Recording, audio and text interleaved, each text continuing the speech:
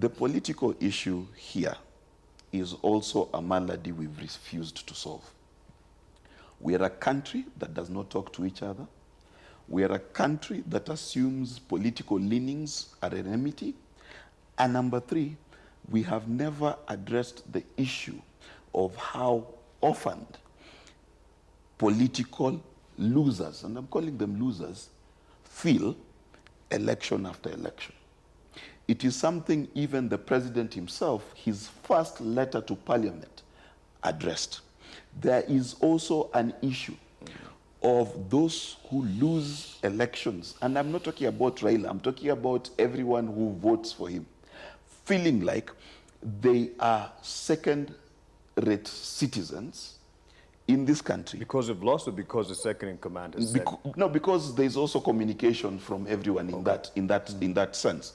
And that political pain is something that we've not addressed in this country. And if we don't, it will continue to be a wide schism between the people who are perceived to be the winners and the people who are perceived to be the losers. But that sounds like it will keep Kenya in a perpetual cycle of you first have, you get past the competition, the political competition, you have the winner, the loser, and then you have to somewhat baby the loser. Don't people move on or lick the wounds? No, you see, and I'm just speaking as, just refereeing this conversation. Mark, our major problem is, after every election, we have to be put into what I call a political heart. And I'm not talking about the heart, I'm talking about the political heart, the traditional house, where we are tasked against going, or where people are told, the narratives change. Powers that may be tell you you have to work against the Constitution. Because if we were to get outside the parenthesis of Constitution, it would then mean we don't need that Constitution. We don't need to be a democracy. All right? We've had this issue of we go for elections, people vote, 50 plus 1, that's what our Constitution says. After that, if you're not okay, there are institutions that have been created to listen to your grievances. We go all the way to the highest court in the land. They actually bring back a verdict. They say this is it. But you still have people who will not accept to those merits. So you are left wondering, what else can we create that will satisfy people who lose? Do you think that is where we are, and that is why we're asking if there's a political crisis? Because he's pointed out a problem within our political culture. Yes. And it's not whether it's a bad or a good thing. It is what it is. That is where we are. It can only become a crisis, if we agree it is a crisis. And the remedy thereof will be to work outside the Constitution. Because we have been brought here by the same Constitution. It is a Constitution that says, you go to an election, this is how you win. Once you win, whoever loses, blah, blah, blah, these are the merits.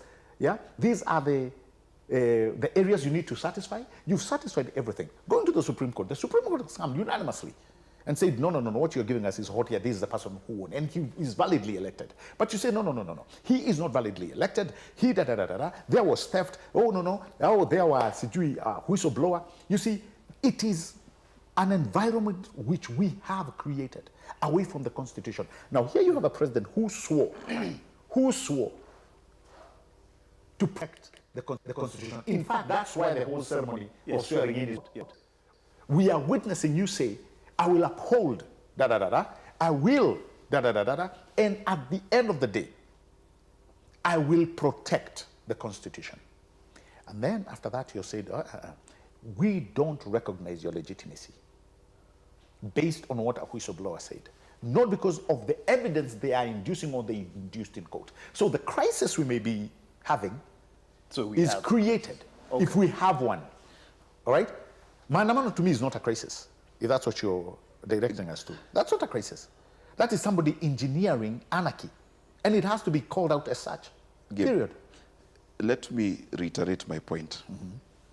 The President of the Republic of Kenya, Dr. William Samoei Arap Ruto, wrote a letter to Parliament addressing Right. issues he felt needed to be dealt with. Okay? One of those issues was recognizing the opposition. The leader of the opposition. Yes. And he didn't do it as he was president. He, Chatham House, even before he became president, he talked about the office of the leader of opposition. Let me finish my statement.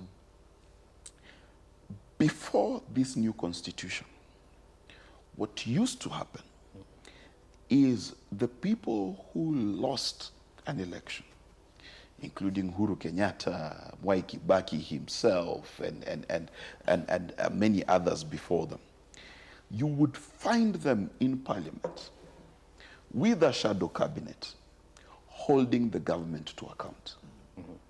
In our current system, you have today Opiyo Wandayi, no disrespect to him, but if I showed Opiyo Wandayi's picture to someone on the streets of Nairobi, they would not know who that is. He unfortunately does not represent the desires, the passions of the people who voted at the presidential level. Now, we borrowed a constitution from the Americans, granted. But the Americans had a cure. The elections are phased. Okay? Governor Ron DeSantis, who wants to run for president today, if he fails to get the presidency, and if he fails to be nominated, can continue to be governor. True. In other words, there is a cure. That's number one.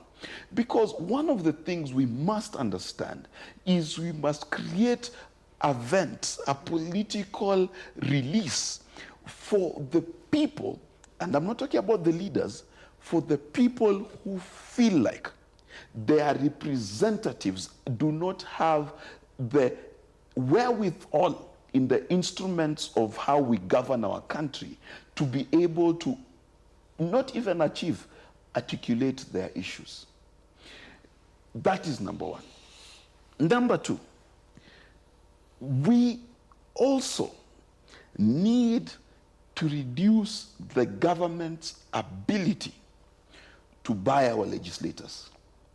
We have had stories during Uhuru's time of how legislators were paid 10,000 shillings to vote a certain way.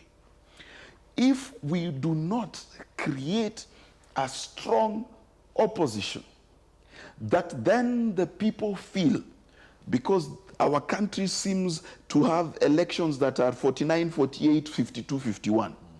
If we do not give this 48% that loses an election, because I'm not talking about legitimacy or illegitimacy, I said lose an election. If we do not give them opportunity to feel like they're represented, to feel like their agitation matters, then you will constantly find yourself in a country that is angry and at war with itself. And if we remove in our minds the idea that this is about William Ruto and Raila Odinga, then we will be able to see correctly that this country needs to give space, accommodation, and legal instruments for the opposition to be well represented. And you cannot tell me Opiyo Wandayi or even worse, Sabina Chege represents on those that people. office, Mark, I'll 100% agree with you. I was among the people who are pushing for more powers to the office of the leader of opposition. And I agree with Mark, sometimes many people don't understand that we came so close with numbers, we lost because of this, this and this, and our guy is out. That one I've always understood. But the problem is it cannot be cured unless we agree on certain parameters within our constitution.